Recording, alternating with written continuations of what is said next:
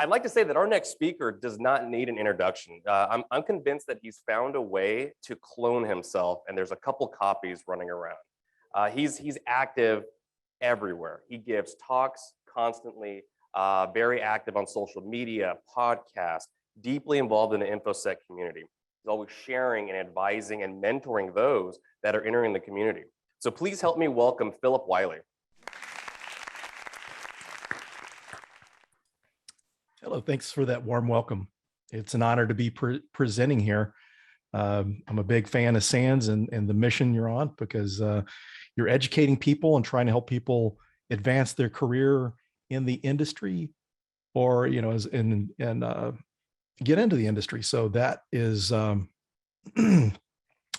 is one of my big missions, as mentioned. So it's an honor to be here. So hope you can see my screen. So let me know if you cannot see my slides.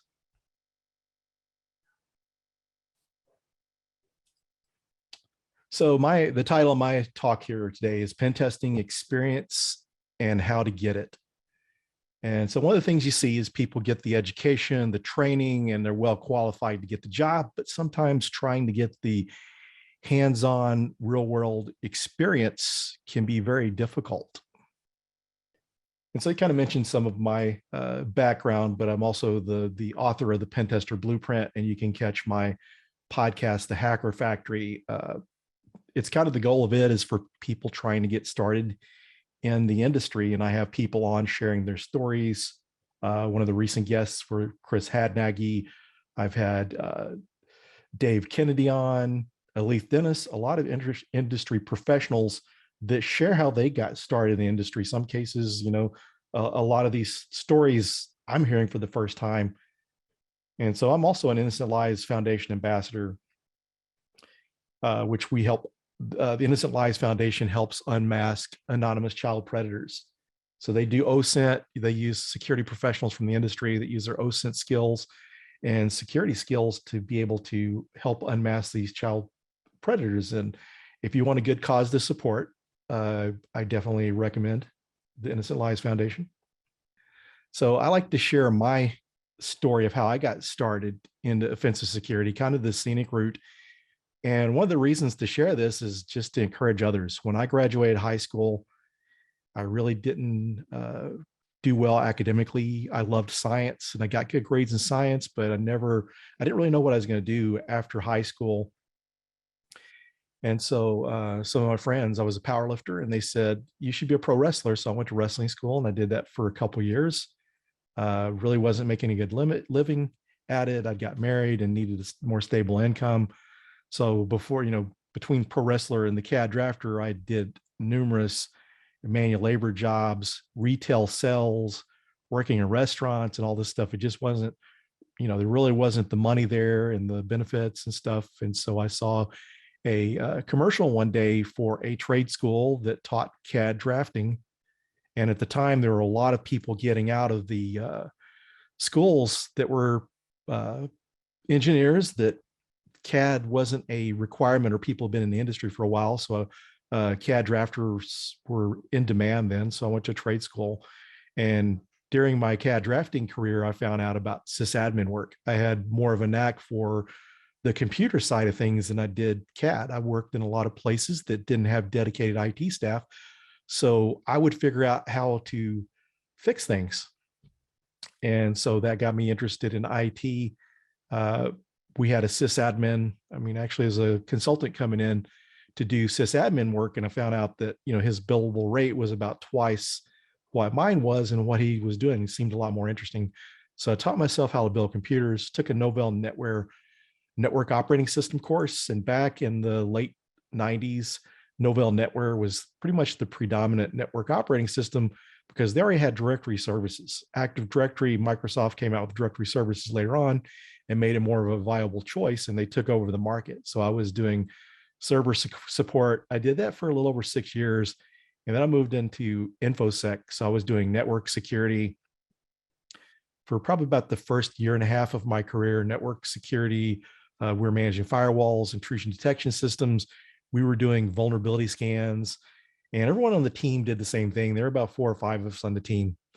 the company hired a new CISO. When the CISO came in, he had a more modern idea of what security programs should look like based on his years of experience.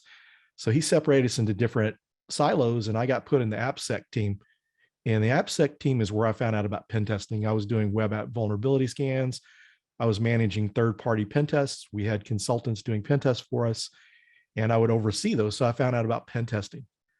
So in 2012, I got laid off from my job, and I applied for a consultant role as a pen tester. So that's where I got started. So nowadays, back then, I would say it may have been a little bit easier to get a job because people didn't know about ethical hacking roles. You know, the CEH certification was out, but people really did not know that there was pen testing roles. PCI compliance really hadn't taken off. So with PCI compliance, that made a lot more jobs open. And so nowadays, when you're trying to find a job, there are a lot more jobs out there, but there's more people trying to get those jobs. And so taking the right path to get the experience, and experience is usually the thing that's kind of holding people back. So just kind of an overview of pen testing, which most of you probably know, but just in case. Pen testing is assessing security from an adversarial perspective using hacking tools and techniques. Pen testing is short for penetration tester, and also is known as ethical hacking. So just kind of a short overview there for the folks that are totally brand new to cybersecurity.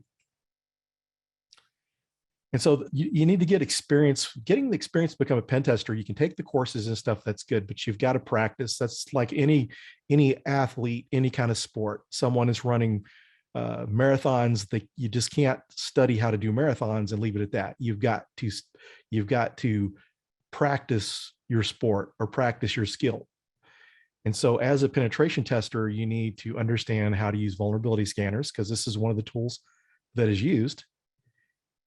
And also different pen testing distributions like Kali Linux and Parrot OS are some of the very popular ones. SANS even has their Slingshot distribution, which I like for the fact it has some different red team and purple team tools that are built in that some of these other distros don't have in C2s.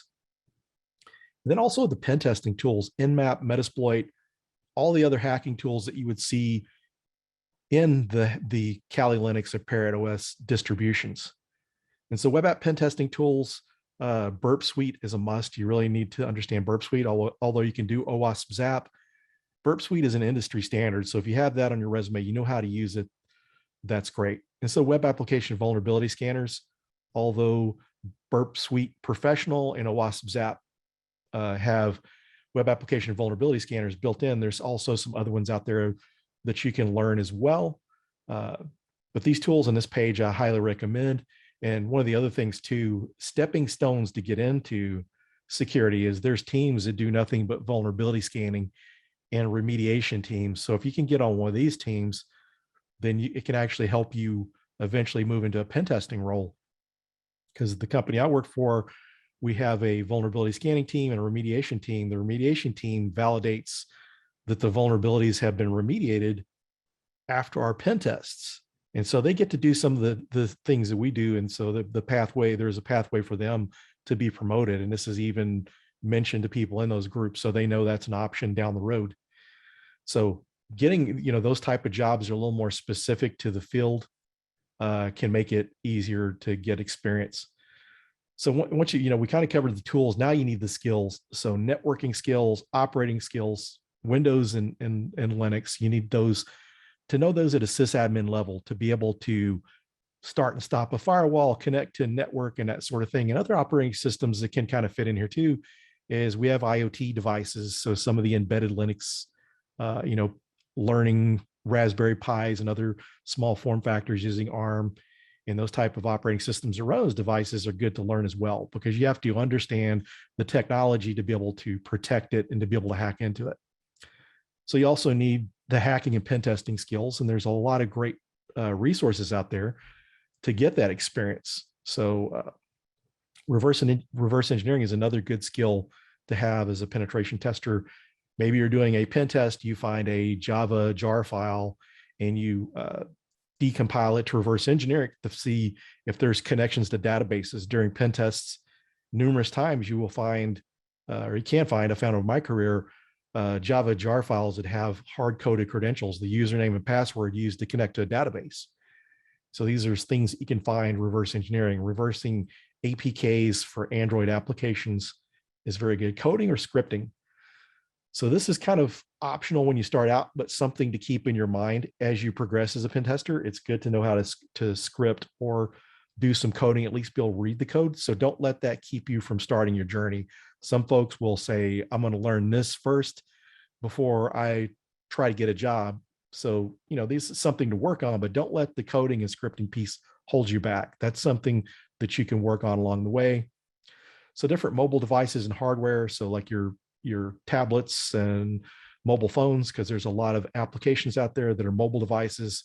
We've gone to a mobile workforce, and a lot of companies have started issuing tablets and not starting, they've been doing that for a while. And some of the bring your own devices, we're using mobile devices, including tablets and phones, to be able to run apps and do business. So these are some options to work on there. And so real world experience. So you're going to need to get some real world experience. And some of these, you can make money off of, and some of them are a little more difficult to make money. So bug bounties are very helpful. I was looking for a job not long ago, and the hiring manager of this really well-known boutique pen test firm told me that they had a lot easier time trying to find web app pen testers because people were doing bug bounty. So there's not quite the opportunities out there for the network pen testing. Bug bounties do sometimes, they offer some mobile pen testing, and I've seen some IoT, and they get into some of the car hacking and stuff. But the main thing that they're really offering is web app, because that's more easy to access. Some of these companies have done on-site pen tests for like the DoD and different government agencies and stuff, but bug bounties is crowdsourced pen testing. So there's HackerOne, BugCrowd, and Synack. And the interesting thing about these companies like BugCrowd, HackerOne, and Synack, they offer like a crowdsourced pen test. With a bug bounty, you're going out trying to find bugs. And if you find a bug, you get paid for it. And you've got other people you're competing against. So it's a matter of who finds the bug first. But if you get started in bug bounty, and there are going to be duplicates, and sometimes someone finds it before you. But one of the things I always encourage people is, you're finding a duplicate bug, you're finding bugs. So if you're on a pen test, you would have discovered a vulnerability. So these are skills you're building. So even if you're not making money at the time, someone else is submitting it, then you're still getting valuable experience, because through this experience during an interview, you can tell them how you perform pen tests, how you found a vulnerability, how you look for different types of vulnerabilities. So these are things you can describe on a pen test.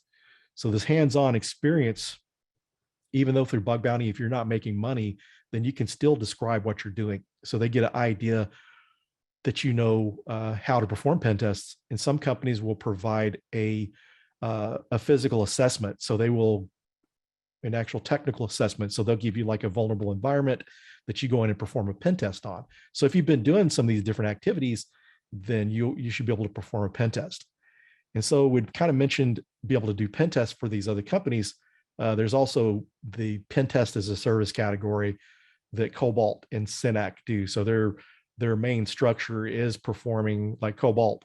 They started out doing bug bounty, but they pivoted more over to pen test as a service. So as a pen tester, I think they pay you like $1,500 per pen test, which is not a lot in the US per pen test, but the thing you're getting is actual experience.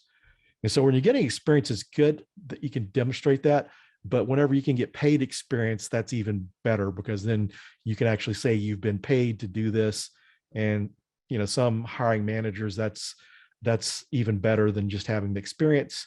You can do pro bono pen testing, or even also you could even do low cost pen testing if there is any kind of religious organizations or nonprofits in your area, even some small family businesses that can't afford, some of these, some of your typical consulting companies, because they can't afford, $300 an hour or more for a pen test. if you're able to go and do these for low cost or even for free, you're getting actual experience. And so another great idea that's come along, and some of these ideas like the CVE thing is a great idea. This is something that Joe Helly was talking about recently. If you don't know who Joe Helly is, he goes by the mayor. He works for Heath Adams, the cyber mentor, as a pen tester. And he had this really great idea of looking for CVEs. And what he described was going out, finding different free open source software, because there's hotel management, there's healthcare management, and you can download these different applications, go through, install it in your environment, perform a pen test, and find these vulnerabilities. And you can report these, and having CVEs on your resume is helpful in getting a pen test job. And the thing about CVEs is there are pen testers that don't even have CVEs on their resume. So this is a step in the right direction. There's someone from the community, Michael Padrick, that was a pool cleaner, that he just recently got a job as a pen tester, no prior technical job experience, but he looked for CVEs, and this is what helped him get a job, along with some networking. And so you can check out Joe's article. He's got a article called "I Was Bored One Night and Found 2 CVEs." And a lot of people are starting to do this. So this is a great way to get experience. And a lot of times, in the industry, you see the folks that have CVEs are really highly skilled individuals. And this is also giving you security research experience on top of that. So this is a really good one to do, and I recommend.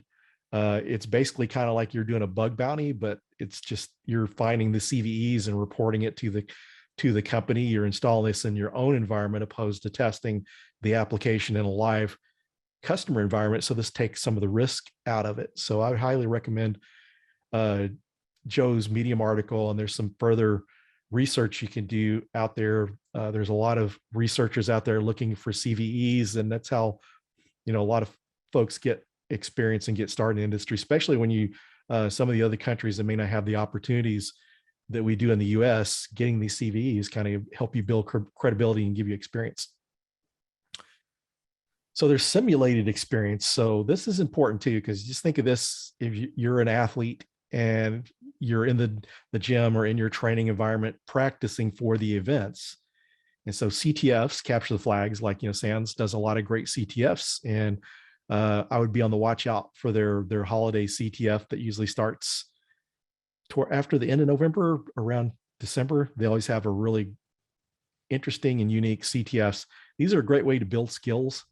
And sometimes it's not always directly pen testing skills, but there are some skills that you can pick up, like cryptography, that is important in multiple roles and not just pen testing, but things that if you understand, that a typical pen tester may not deal with these a lot, but these are things that there are days when you have those skills and you're on a pen test that's very helpful. So Hack the Box and Try Hack Me are really good environments.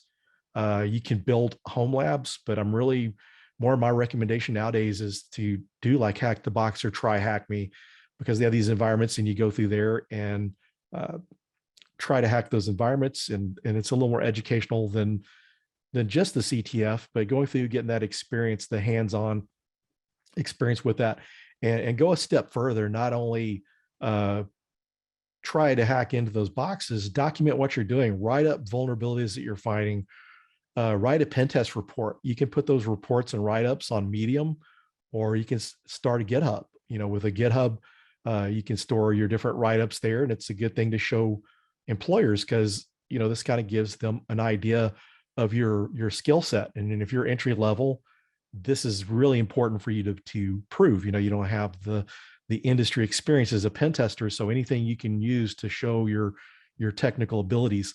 And this is showing employers too that you're going above and beyond.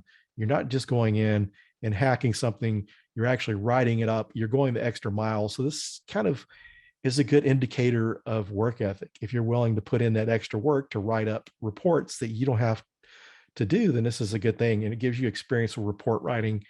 And, and as you develop that report writing skills is very important. As my co-author, Kim Crowley, did a talk yesterday on pen test reports. This is very important. At the end of the day, this is what you're giving your customer or your employer at the end of a pen test. So doing these write-ups, and that is one of the things in bug bounty. You submit a bug, you're going to have to be able to do a write-up.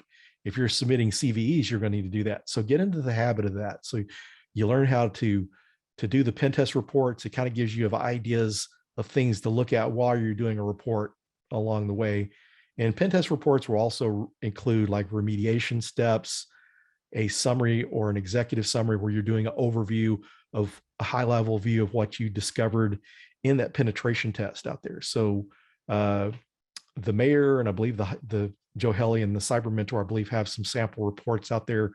So if you can get your hands on a sample pen test report, then you can use that as a template to write up your different hack the box and CTFs and stuff. So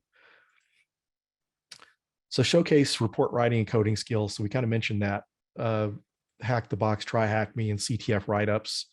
And as we mentioned, write up the vulnerabilities, but also get into the habit of writing a pen test report. So that's helpful information. And one of the things to kind of get in mind, so when you're getting into this, if you don't like report writing and you want to be a pen tester, you kind of need to work on your writing skills and accept that that's something that you're going to have to do. And so as we mentioned, the report write-ups you can put on GitHub, you can also display scripts or programs you've written. So even if you find a automation script out there, if you're able to modify it to enhance that, these are ways to showcase some of your coding skills. And we're really in a good time as far as these type of platforms to display what we know. And along with this type of thing, speaking at conferences, speaking at different meetup groups. Our local DEF CON group a couple of years ago, a fresh college grad was giving a presentation on malware analysis. And there was a hiring manager for a large, probably Fortune 100, if not Fortune 50 financial institution that was in the audience, that was the hiring manager for the incident response team. And he saw this talk on malware analysis, and he asked the guy for his resume, and he got a job with the company. So, being out there speaking, developing these public speaking skills will help you get jobs. And then also, if you're wanting to get into content creation, create a YouTube channel, blog, start a Medium. I really like Medium because Medium is going to help you pull in an audience. If you just have a standalone blog, then you're going to be having to go out on social media and share, which you can still do that. But with Medium, you can tag your posts and people will find the type of content that you're sharing. And so this will help get you people to view what you're writing. So, that's a good way to network with folks and get your information out there and get it seen by the public and potential hiring managers. It's a way to display it. So like on your resume, or you can share an email with the hiring manager or HR, these different links that you have so they can go check these things out. So YouTube, there's a lot of people that are doing content creation that are getting jobs because they see these walkthroughs that they do on Hack the Box. They do videos for this, and people get an idea of their skill set. A lot of the different people I interview for my podcast and on my stream, I've had several people say that people run across their YouTube channel and it's helped them get jobs because they know how to use the tools. They're doing a walkthrough. So content creation is a really big one. I mean, there's a lot of people that have kind of launched their career based off of that. So that's things to look for there. Some people stream on Twitch and then put the recordings up on YouTube. That's kind of what I do. You can actually stream to YouTube and Twitch simultaneously, and that way you've got the recordings shared for later on. But like I said, there's been a lot of people really do well by sharing content and blogs. Another one is Elaine Wright, DFIR Diva. She's got like a really great blog for DFIR content, and it's helped her get recognized in the community. And the interesting thing is it doesn't matter what level you're at. If you're putting out good content and people following you, it gets you noticed, and you're building your network, because networking is very important to build your network while you're trying to get into the industry. And it's gotten to the point now, as far as networking goes, if I get ready to look for another job, then then I can just reach out to my network. Most of the jobs I get anymore are through referrals, someone I knew within a company. And so doing the content creation, networking, going to things like the SANS Summit, the different trainings they have, going to different conferences. The B-Sides conferences are a great place. And as far as speaking goes, some of these conferences also encourage people that are first-time speakers, and some of them have even had workshops and things to work with people on public speaking. And if you're kind of scared of public speaking, you can do what I did. In 2013, they were doing the call for papers for our local B-Sides Dallas Fort Worth conference. And one of the coordinators said the best job of their career was because they had spoke at a conference. And so when I heard that, this was something I was interested in doing to begin with. So I went and signed up for Toastmasters. And it helped with the speaking, but one of the biggest things it did for me is the repetition and practice. It helped me overcome fear. A lot of people are worried about looking scared or people knowing they're nervous, and that's kind of embarrassing. But the biggest takeaway I really got was the fact that I'm presenting. People really didn't know that I was nervous. Some groups will actually record your talks. And so I saw myself speaking. I thought, man, I didn't look nervous like I thought I was. And so I realized that, it's just kind of me, that I'm scared and holding myself back. And so Toastmasters is a great way to get experience. And some different meetup groups will have lightning talks in some conferences where you give like a 10 or 15-minute talk, which is not a long time to be up there, but it's good practice. Toastmasters, for instance, the talks there are from 7 to 12 minutes. Some of the more advanced talks, you get a little bit longer, but just getting that experience is very helpful and helps you kind of get over the fear of speaking.